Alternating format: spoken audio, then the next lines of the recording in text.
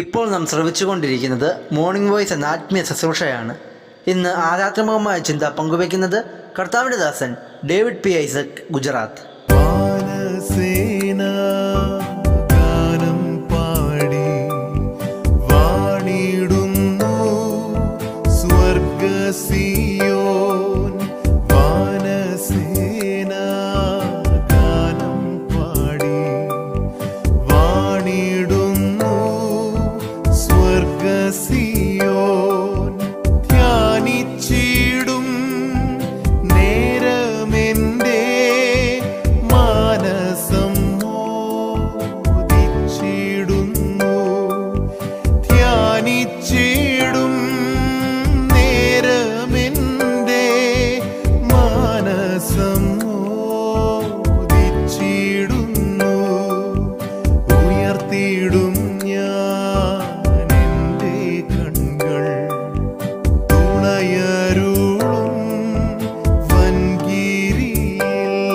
ദൈവനാമം മഹത്വപ്പെടുമാറാകട്ടെ.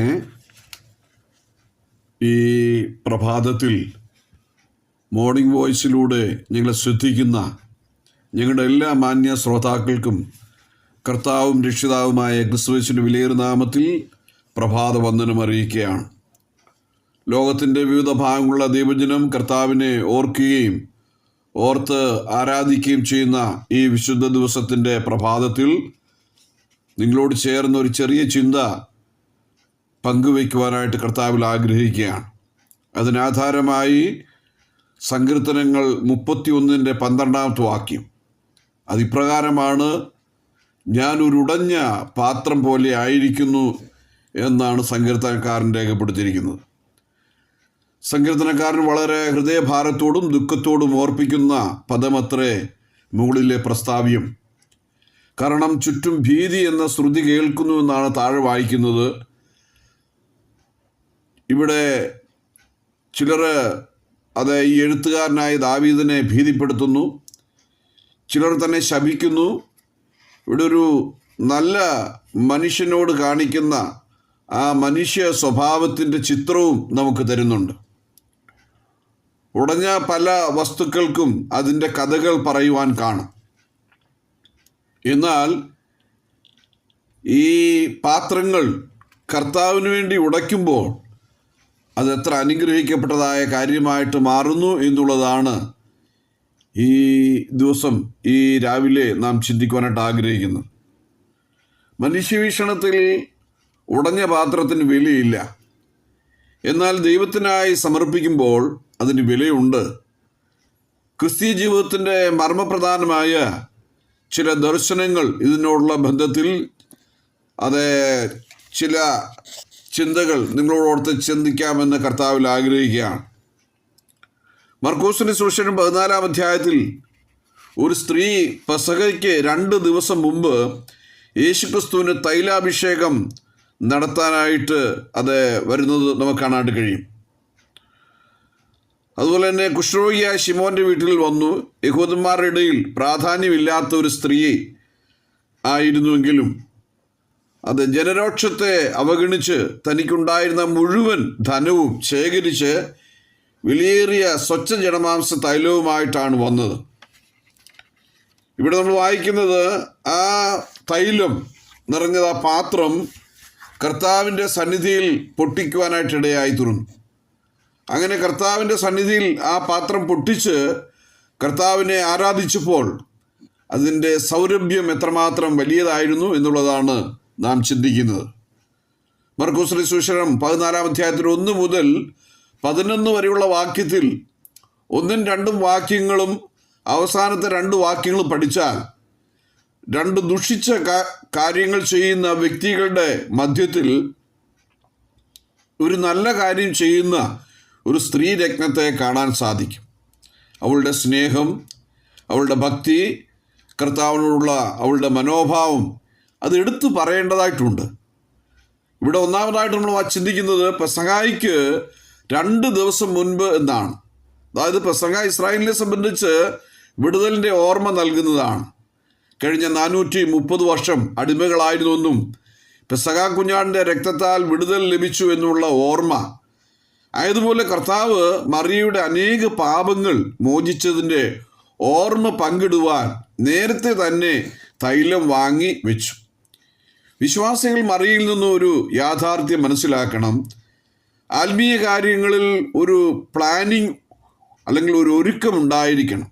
വിശ്വാസികളെ സംബന്ധിച്ച് യാത്ര നടത്തുന്നതിനും വീട് പണിക്കും വീട്ടു സാധനങ്ങൾ വാങ്ങുന്നതിനും യാത്രയ്ക്ക് ആവശ്യമായ കാറ് മറ്റു വാഹനങ്ങളൊക്കെ വാങ്ങുന്നതിനും എത്രയോ പ്ലാനിങ് ആണ് വീട്ടുകാർ നടത്തുന്നത്. എന്നാൽ ഇവിടെ നമ്മൾ വായിക്കുന്നത് പെസഹായ്ക്ക് 2 ദിവസം മുമ്പാണ് അവൾ ഈ കാര്യങ്ങൾ ഒരുക്കി വെച്ചത്. കർത്താവിനെ ആരാധിക്കുവാൻ അവൾ എത്ര വ്യഗ്രതയുള്ളവളായിരുന്നു.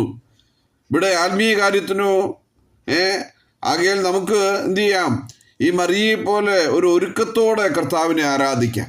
നാം എല്ലാവരും സൺഡേ ആയതുകൊണ്ട്, ഞായറാഴ്ച ആയതുകൊണ്ട് രാവിലെ അങ്ങ് ഒരുങ്ങി പോവുകയാണ്.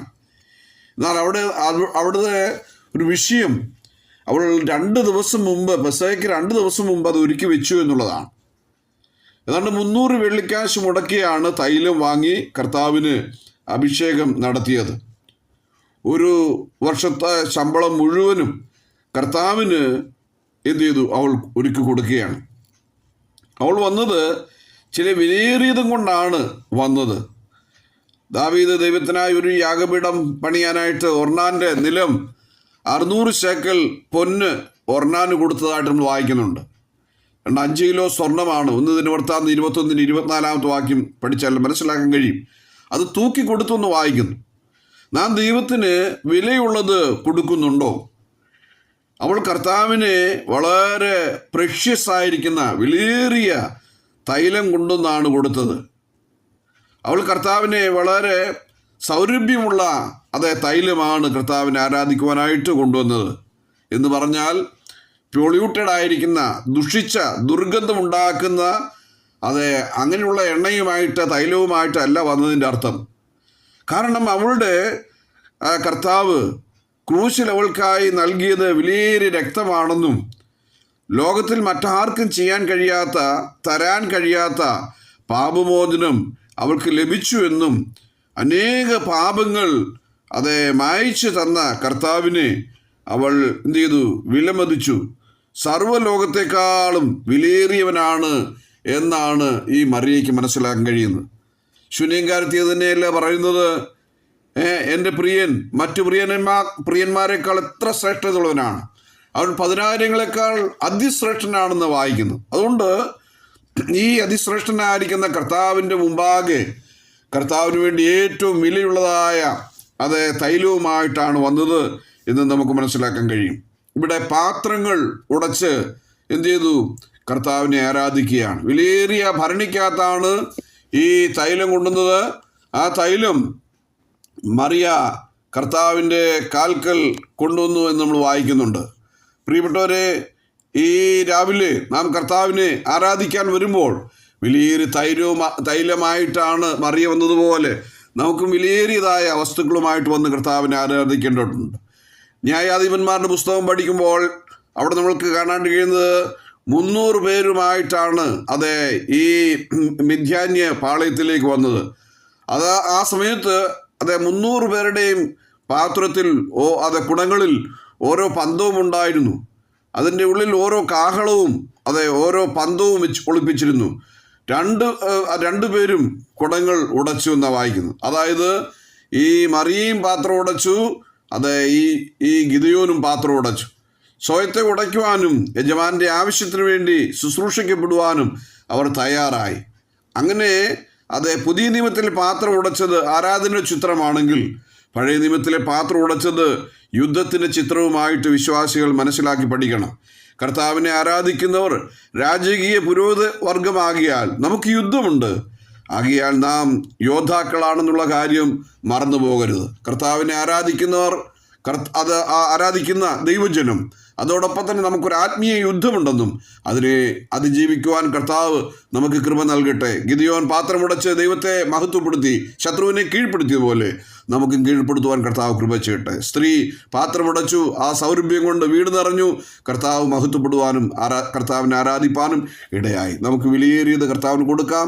അവൻ്റെ വിലയേറിയ നാമം ഇന്ന് വരെ എന്നേക്കും മഹത്വപ്പെടുമാറാകട്ടെ.